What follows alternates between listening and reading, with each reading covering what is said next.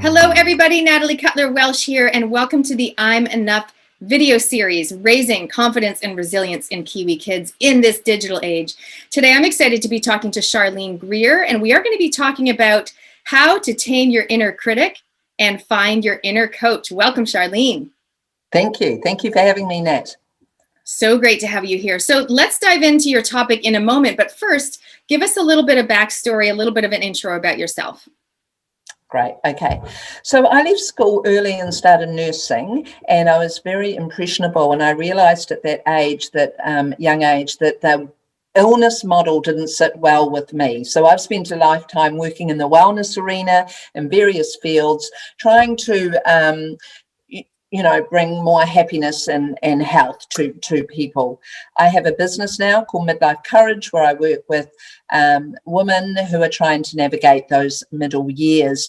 And what I want to say about that is interesting. They're going through a challenge, while often if they've got kids, their teenage kids are also going through a challenge. So, it's a really interesting time. So I do sometimes get asked to coach teenagers or young adults around what they're going through as well. So even though my business is Midlife Courage, I do see a range of age groups. I suppose one of my biggest experience is I have 4 daughters between the age of 21 and 31, and everyone said to me, teenage girls.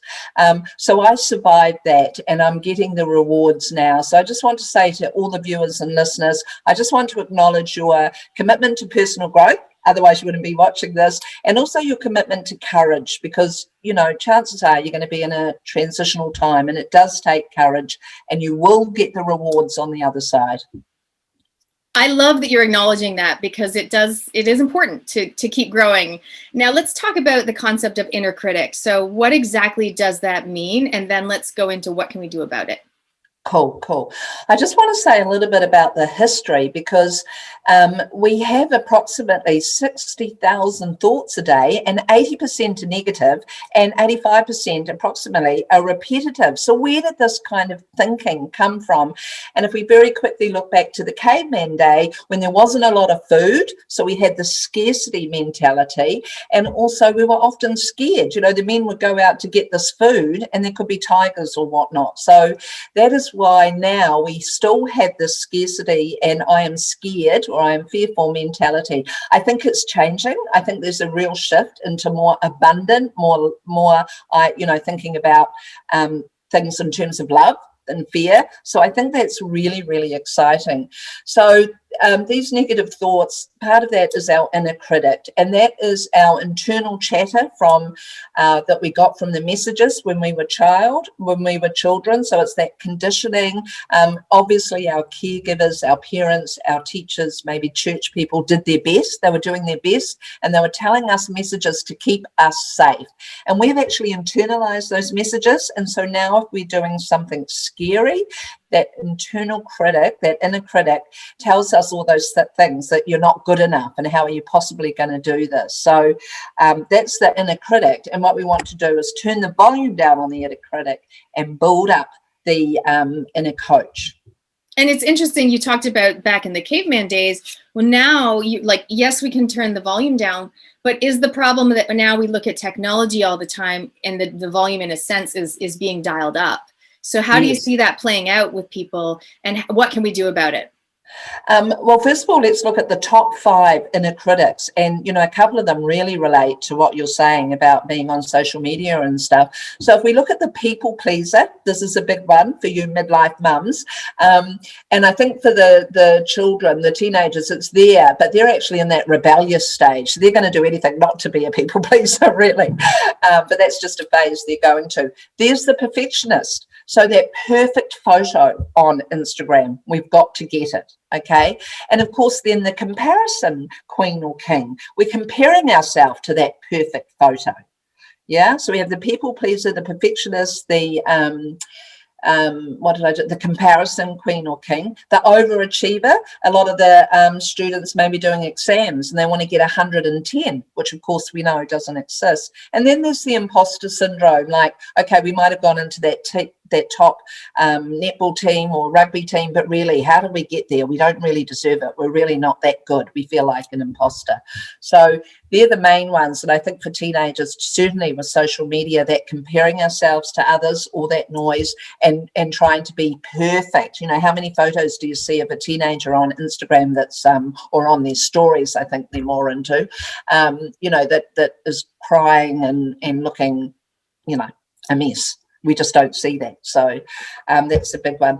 Now, in terms of what we can do about it, I think, the more we can tame that inner critic, the more we can build the inner coach. And you've interviewed some wonderful people about the inner coach. You've looked at the body through decile, food and exercise, that kind of thing. You talked to Kimberly about sports, Brian about mindfulness, and Karen about sleep. So all those things are going to help us build the inner coach, but we want to befriend the inner critic. It is our friend, not our enemy. It says things ineffectively, so how can we friend it? And the two things I'm going to offer is, one, asking if whatever stories are playing out in your head are true, because the evidence will point to that they are lies. So, if you're saying, I'm not good enough to get that management job I've been offered, where's the evidence? You actually got a degree. You've been offered that job. So the people in your business think you're capable of it. So gathering evidence and changing the dialogue is one thing.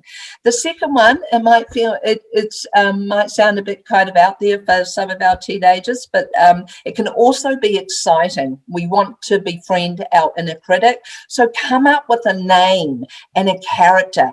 And actually teenagers are good at it because they're on social media and they know all these, weird and wonderful characters. It doesn't need to be one you can make one up. And the more you get to know that person, where do they eat, what do they wear, what do they say, what are the messages that you have inside your head, the more you get to know them, the more they become a friend. It kind of loses their power. So, for instance, Darth Vader is one that a teenage boy came up, and that was to do with all of his messages around not being enough and fear, and the black cloak and not being able to see his face. And now he's got to a stage where if he's doing anything scary, he knows about Darth Vader, and he actually can see Darth Vader with his cloak encircling him like his kind of inner child and being nurturing to him. So, those two things, changing the story, they are lies, gathering the evidence, and number two is befriending them by coming up with a character and a name. Oh my gosh. So that is so helpful. I think a lot of people that are watching, take action on watch this video again, because we're almost done. Sharleen, how can people get in touch with you? And do you have a generosity offer? Obviously what we're doing is raising awareness, but also raising money for the I'm Enough charity. Tell us how people can get in touch and how we can help. Yes, I'm on either Sharleen Greer or Midlife Courage on Facebook, Sharleen Greer on Instagram, but also just www.midlifecourage.co.nz. But as I say, don't be fooled by the name. I can work with younger people. And for the midlife women who are going through, if you're going through a transition, I offer Bali Bliss Days here in New Zealand. You have a slice of what you can get in Bali here in New Zealand. Beautiful Bali gardens up where I live. And I've also got a retreat coming up. And if anyone books into them, 5% will go towards this wonderful I'm Enough plea that you're doing. Amazing. Thank you so much for being our guest. Thank you so much, everybody, for watching. Please go ahead, watch the other videos, share them, spread the word, and together we can raise the resilience in this digital age. See you. Bye. Thank you.